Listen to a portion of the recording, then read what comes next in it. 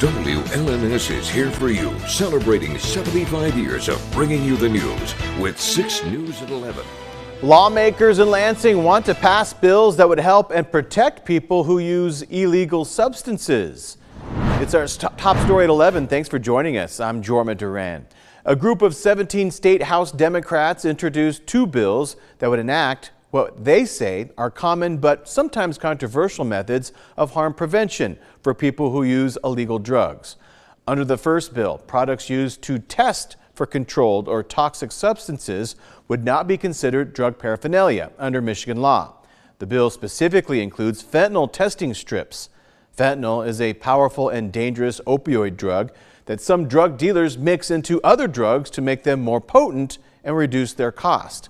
Fentanyl testing strips allow people to test other substances for the presence of fentanyl as a safety measure. This bill has been referred to the State House Committee on Judiciary. The second bill, introduced by State House Democrats, would allow the Health Department to authorize local needle exchange programs in Michigan. Those programs provide clean, sterile hypodermic needles and other supplies to reduce the spread of diseases among people who use injectable substances. Critics of those programs say they make it easier for people to get addicted. But research from the CDC shows needle exchange programs actually save lives, reduce the impact of drug use on the community, and even help people with substance use disorders get support to end their addiction. The bill has been sent to the State House Committee on Health Policy. On Capitol Hill, the House Budget Committee has passed the bill that includes many of President Donald Trump's policy goals, referred to it by his office as the One Big Beautiful Bill.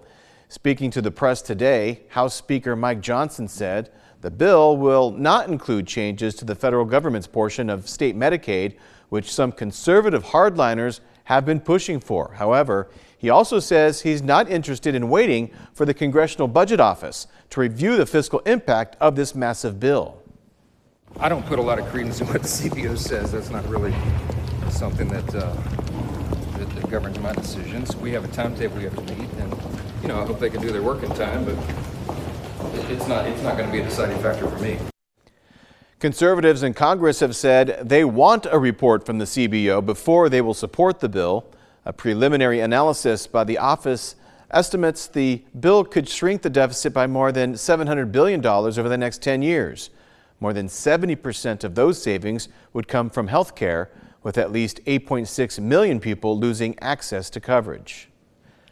But not everything in D.C. is so contentious. The President and First Lady, Melania Trump, signed the Take It Down Act today. It's a bipartisan bill that got overwhelming support in Congress, enacting stricter laws for non-consensual explicit images and videos made with artificial intelligence. Vinay Simlat is here for you with the details. You want to sign it? With a signature from the President, I might sign it anyway. and a rare one from the First Lady, the first couple signed into law stricter penalties for revenge porn. We will not tolerate online sexual exploitation. Earlier this year, First Lady Melania Trump urged Congress to pass the bipartisan Take It Down Act, part of her Be Best initiative. Thank you all for coming together to prioritize people over politics. The change under this law, it treats real photos and AI photos the same and forces social media companies to take revenge porn down within 48 hours. Before making it here to the White House, it passed Congress almost unanimously. The bill is passed. Senator Ted Cruz says the story of a Texas teenager inspired him to write the law. Elliston Berry says when she was a freshman in high school, someone created a pornographic photo of her using AI. We spoke with her last June. It was really scary to even go to school, just out of fear. Senator Cruz told us the social media app didn't take the photo down until his office got involved. It took 9 months for Elliston's pictures to be taken down from Snapchat. That is not right. Everyone should have a right to get these taken down. President Donald Trump signed into law consequences for people and social media companies who publish revenge porn, with Elliston at the White House hoping no other child worries about fake pictures. In Washington, I'm Vinay Simlat. The Social Security Administration is canceling a recently enacted policy designed to detect and prevent fraud in its application process. That new fraud detection policy required the agency to hold new applications for retirement benefits for 3 days to look for fraud. Applicants who could not prove their identity virtually had to visit a Social Security office in person. This, combined with a dwindling staff at the federal agency, has now created a backlog of more than 500,000 applicants that need to be processed. CNN reports the decision to end the policy was announced in an email to administration staff. Now you can provide ID verification over the phone. It has been 5 years to the day since the Edenville and Sanford dams failed, causing major flooding along the Tittabawassee River in Midland County. Today, advocates for the people who lost homes and businesses in that flood rallied in front of the Midland County Courthouse. They say the dam failure was a man-made disaster and have filed a massive lawsuit against the departments in the state government. State of Michigan, we know what you're doing. You've engaged in this defend, delay, deny process for 5 years, and we know it's not over. But we know that every single day, we are not going to forget what we've been through. We are not going to forget what the end game is, and that's to prevent this from happening to anybody else ever again. The damage from the flood is estimated at roughly $200 million. The dams are privately owned at the time, but the lawsuit claims the state raised the water level upstream despite knowing the dams are in disrepair. From Storm Tracker 6, this is Weather First, sponsored by Auto Owners Insurance. Simple human sense. Well, hopefully you got outside and enjoyed a little bit of that sunshine for today, because we're going to continue to see a rather soggy period for the next couple of days and a very cool pattern as well. Let's take a look at what today looked like on our Capital Cam time lapse starting at 5 o'clock this morning. We saw some sunshine, a little bit of some clouds, and mostly cloudy skies throughout the day. Then as we headed into the afternoon and evening, there's that sun that we saw and we just saw it disappear just a few hours ago. In fact, we're now going to continue to see a cloudy pattern and a cool pattern where we're going to feel a lot like April rather than the almost end of May. We're seeing temperatures 46 degrees right now, 57-degree high and a low of 44 degrees in the capital. And we're still seeing some dark conditions down into Grand Ledge, 48 degrees right now after a low of 44 and a high of 47. Quiet conditions down into Jackson. Temperatures are into the 40s this evening and they're going to stay right around there for tonight, if not cooling down just a little bit more.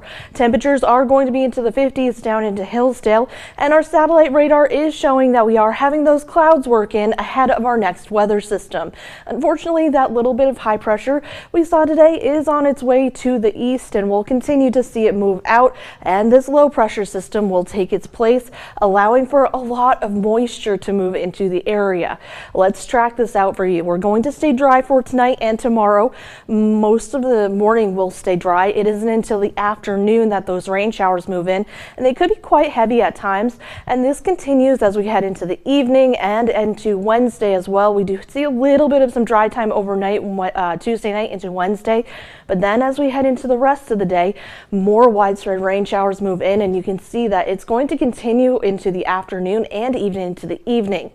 How much rain are we talking about? Not enough to talk about flooding, but still about 1/2 to 3/4 of an inch, maybe even 1 inch possible. So have the rain gear handy for the next couple of days.